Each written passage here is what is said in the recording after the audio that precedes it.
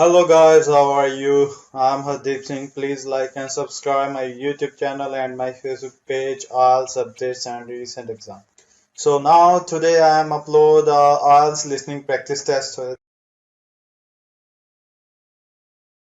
You'll hear a guide talking to visitors about a tourist attraction. First, you have some time to look at questions 1 to 4.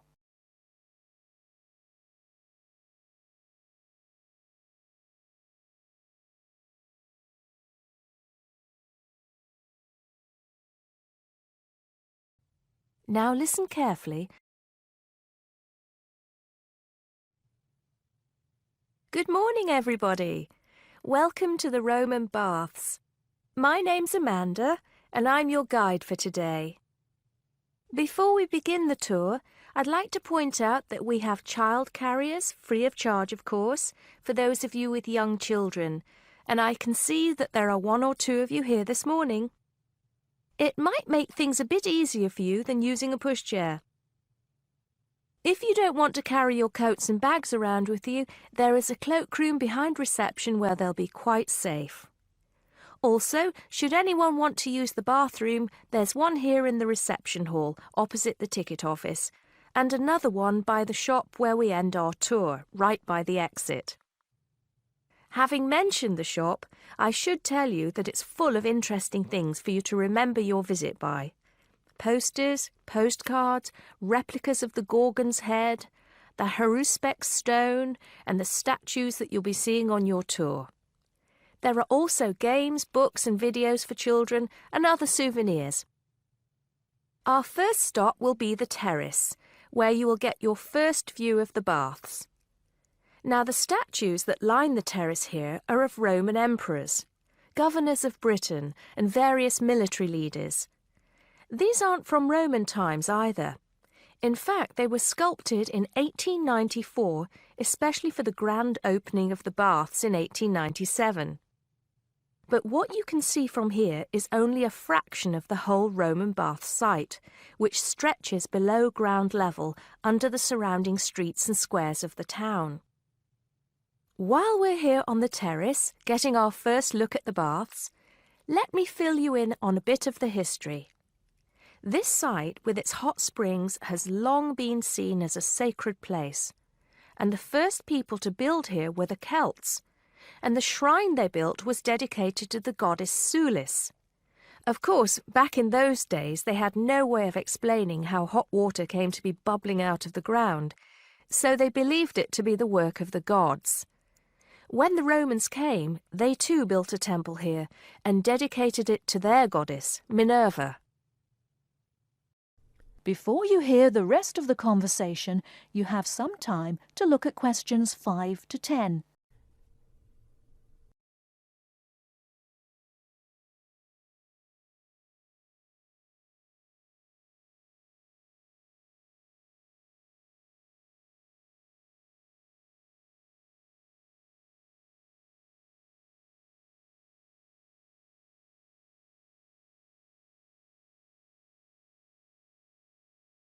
Now listen and answer questions 5 to 10. The bath you can see from here is called the Great Bath. Not very imaginative, I know, but it is the biggest. Impressive, isn't it? At one time it was housed in a huge vaulted hall 40 metres high, which for many people of the period must have been the largest building they'd ever seen in their lives. The bath itself is 1.6 metres deep, ideal for bathing, and has steps leading down to the water on all sides. The niches or alcoves you can see all around the bath would have had benches and possibly small tables for drinks and snacks. Not a bad way to spend your free time, relax, and tell yourself it's all good for your health. Let's move on to our next stop, the Sacred Spring. This is the heart of the site, where the hot water bubbles up from the ground at a temperature of 46 degrees centigrade. The water comes up from a depth of between roughly 2,500 and 4,500 metres, where geothermal energy raises the water temperature to between 64 degrees and 96 degrees. Over 1 million litres of this hot water rise up here every day. And as well as being hot, the water is rich in minerals, and it was thought it would cure various ailments and illnesses. In fact, people came here from all over the Roman Empire to try out its healing powers. Before we take a look at the changing rooms and saunas, which are known as the East Baths, and the plunge pools and heated rooms of the west part of the bathhouse, we'll pass through the site of the temple and the temple courtyard. Here we are. This temple is one of only 2 known classical Roman temples in Britain. The other is the Temple of Claudius at Colchester. This temple is said to date from the late 1st century AD, being built between 60 and 70 AD. But the original temple has been knocked about and added to over the centuries, and what you can see here are just bits of the original temple. Okay, shall we move on? That is the end of part 1. You now have half a minute to check your answers.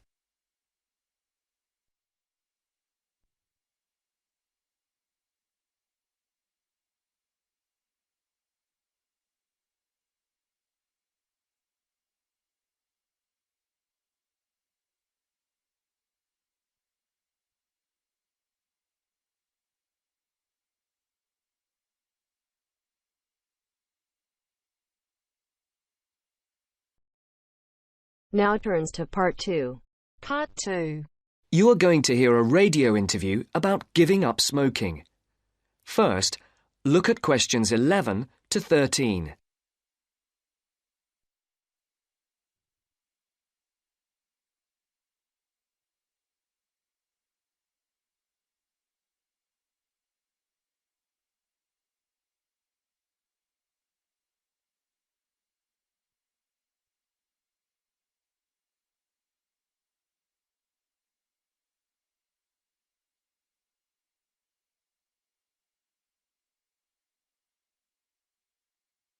As you listen to the first part of the interview, answer questions 11 to 13. For these questions, there are 4 alternatives: A, B, C, and D. Decide which alternative is the most suitable answer and circle the correct letter. And now, let's hear what Mr. Gold has to say about kicking the habit of smoking. It was connected with wanting to change your life and your desire to become an actor. Is that right, Mr. Gold? Yes. So, can you tell our listeners a bit more about how you managed to give up? Well, I enrolled on a variety of evening courses where I found I wasn't able to do the warm-up sessions. Bending down to touch my toes made me breathless. Even though I hated to admit it, the problem wasn't so much my sitting around all the time, but my 15 to 20 a day smoking habit. If I'd been able to limit myself to 3 or 4 cigarettes a day, there'd have been no problem, but I was seriously addicted. And I'm talking about waking up at 3 a.m. dying for a cigarette, or, in the days before 24-hour shopping, driving across London at night to buy a packet of cigarettes when I ran out. But above all, my addiction meant making sure I never ran out, at the expense of everything else, including necessities. So, what did you do? The thought of all my past attempts to give up just wouldn't go away. This was something that had constantly been on my mind, especially first thing in the morning with the chest pains, coughing fits and headaches, not to mention the frequent colds and throat infections. But I couldn't imagine life without smoking. I also enjoyed my life, but the thing I longed for most was to escape the trap of a job I was bored with. I knew what I wanted, and I understood something else too. This time, I was going to keep my little plan a secret. Now look at questions 14 to 20.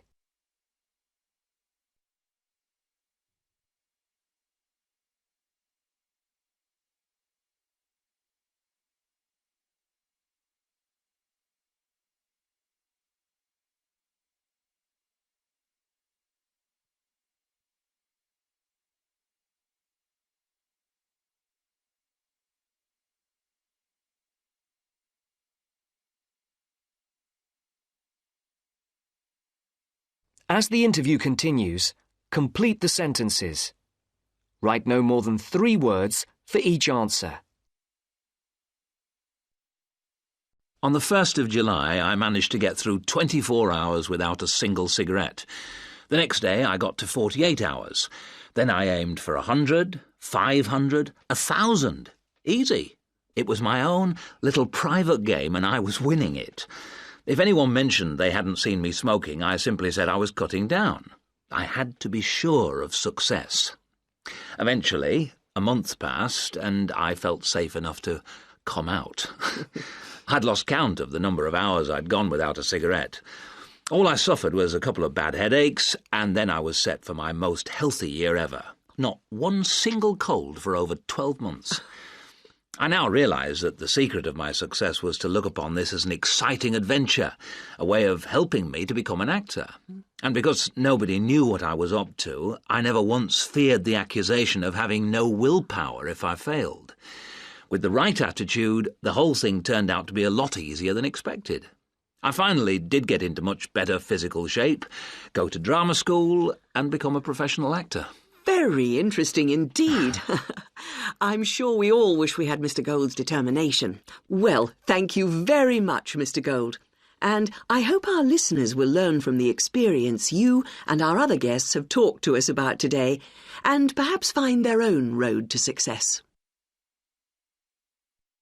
That is the end of part 2. You now have half a minute to check your answers.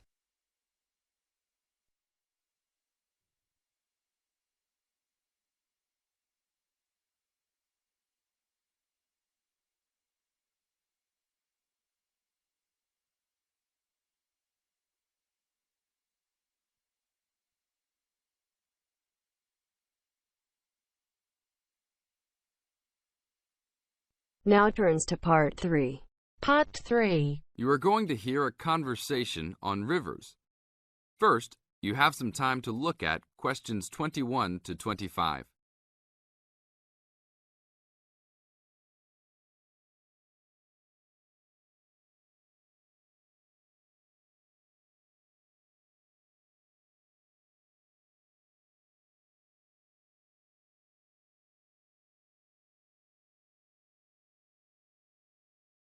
Now listen to the tape and answer the questions. Please tell me about the current state of the Amazon.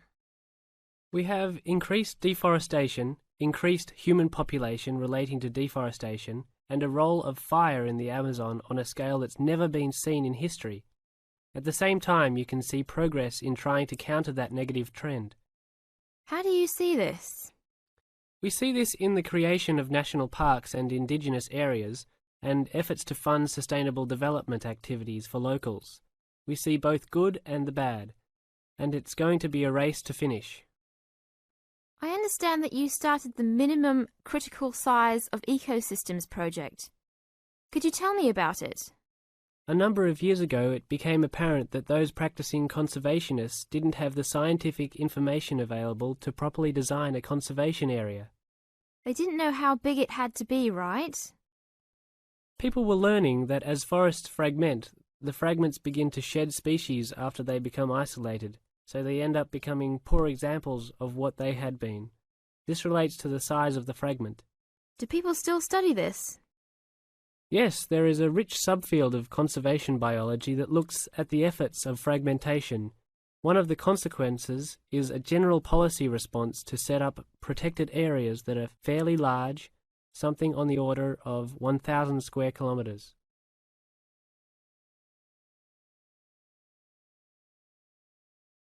Now look at questions 26 to 30.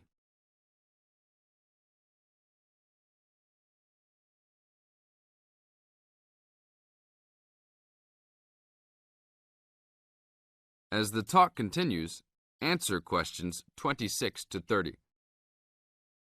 Can you talk a little bit more about the forest fragmentation? As habitats are destroyed, they are accompanied by habitat fragmentation.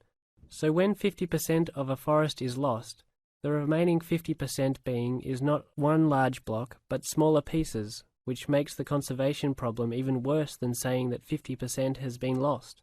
And this affects not just forest, but species diversity, correct?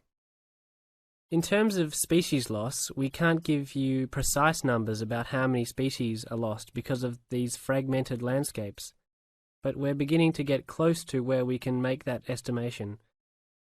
And so one of the policy responses to all of this, beyond just trying to create large protected areas, is to try and reconnect the fragments. You've been active in many projects studying the Amazon region over the years.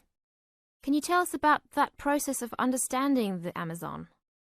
When people first started looking at conservation priorities, there was not much information about the geography of plant and animal species. One of the first clues was an analysis done in 1969.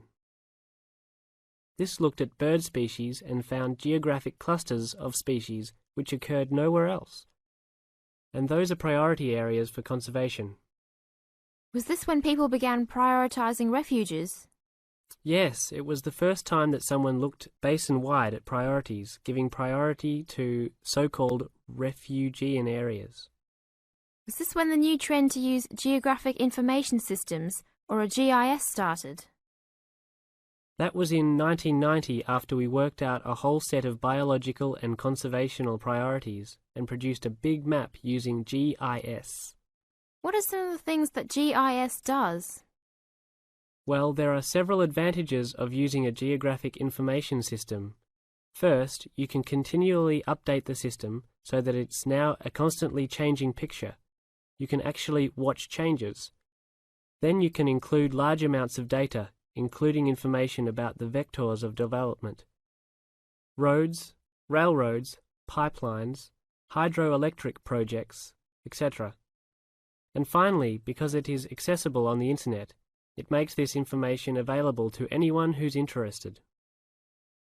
That is the end of part 3. You now have half a minute to check your answers.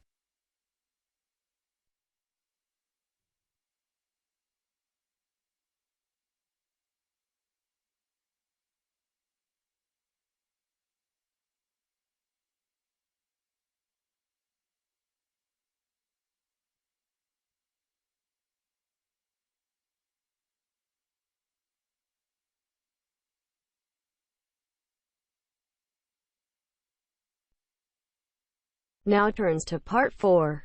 Part 4. You will hear a lecture about sports. First, you have some time to look at questions 31 to 40.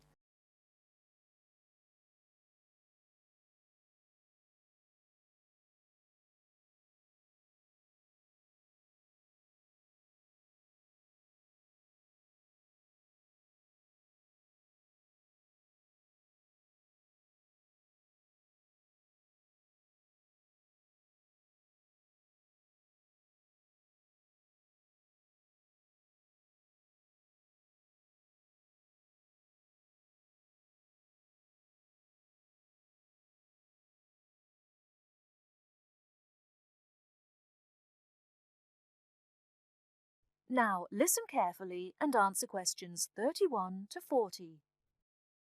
Not all people like to work, but everyone likes to play. As sports help people live happily, they help to keep people healthy and feeling good. When people are playing games, they move a lot. This is good for their health. Having fun with their friends makes them happy.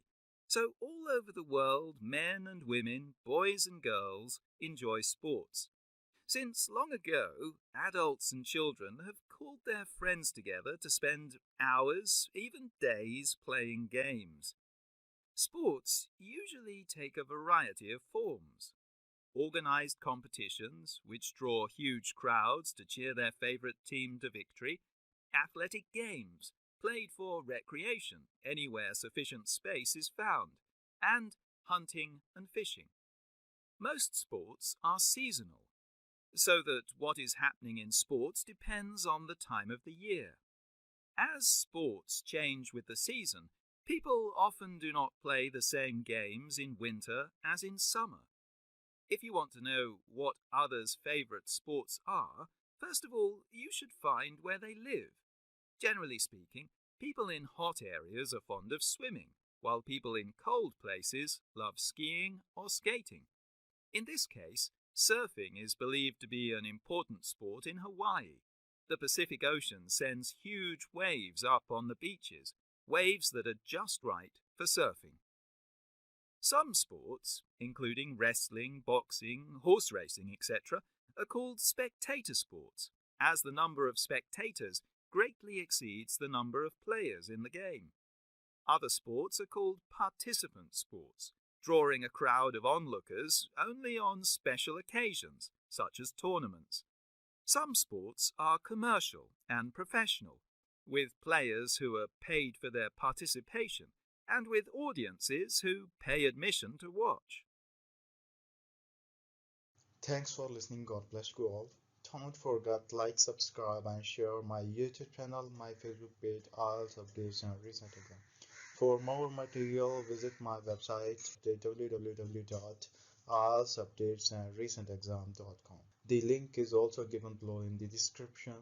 Please write your score below the comment section, how many score you get in this IELTS listening test. Please like my channel for more IELTS listening practice test. Thanks for listening. God bless you all.